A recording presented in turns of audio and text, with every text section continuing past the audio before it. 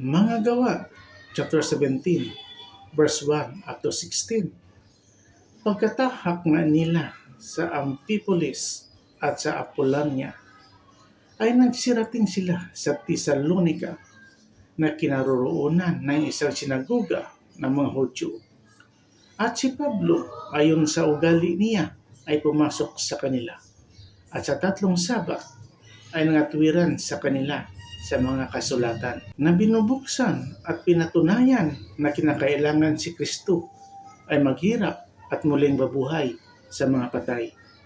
At itong si Jesus, aniya na aking ipinangangaral sa inyo, ay siyang Kristo. At nangahikayat ang ilan sa kanila. At nakikampi kay Pablo at kay Silas, at gayon din ang lubhang maraming mga Grego, masisipag sa kabanalan, at hindi kakaunting mga babaeng mararangal. Datapwat ang mga Hudyo palibhasay nangaudyukan ng inggit, ay nangagsama ng ilang masasamang tao sa pamilihan. At pagkatipon ng isang karamihan, ay ginulo ang bayan, at pagkalusob sa bahay ni Jason, ay pinagsikapan nilang sila'y iharap sa mga tao.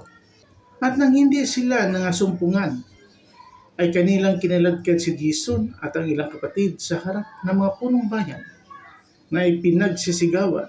Itong mga nagsisipagtiwarik ng sanglibutan ay nagsiparito rin naman na tinanggap sila ni Jason, at ang lahat ng mga ito ay nagsisigaw ng laban sa mga utos ni Caesar na nagsasabi, may ibang hari si Jesus, at kanilang ginulo ang karamihan at ang mga punong bayan na kanilang marinig ang mga bagay na ito.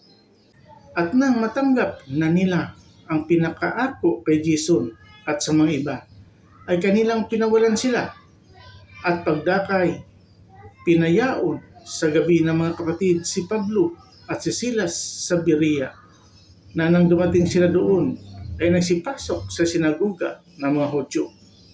Ngayon lalong naging mararangal ang mga ito kaysa mga taga-Tesalonica, sapagkat tinanggap nila ang salita ng buong pagsisikap at sinisiyasat sa araw-araw ang mga kasulatan kung tunay nga ang mga bagay na ito.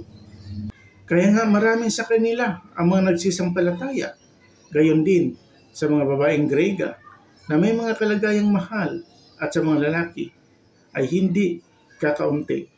Datapwat ng maunawa ng mga Hudyong taga-Tesalonica na sa Berea ay pinangangaral din ni Pablo ang salita ng Diyos, ay nagsiparoon din naman na ginulo at binagabag ang mga karamihan. At ang mga kagayoy, pagdakay pinayaon ng mga kapatid si Pablo na pumaraon hanggang sa dagat, at nangatira pa roon si Silas at si Timoteo.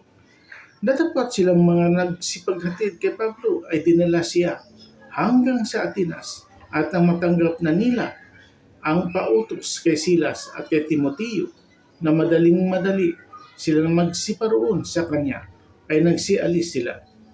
Samantala, ngayon sila ay hinihintay ni Pablo sa Atenas, ay namuhi ang kanyang espiritu sa loob niya sa pagkamasid niya sa bayan na puno ng Diyos-Diyosan. Amen.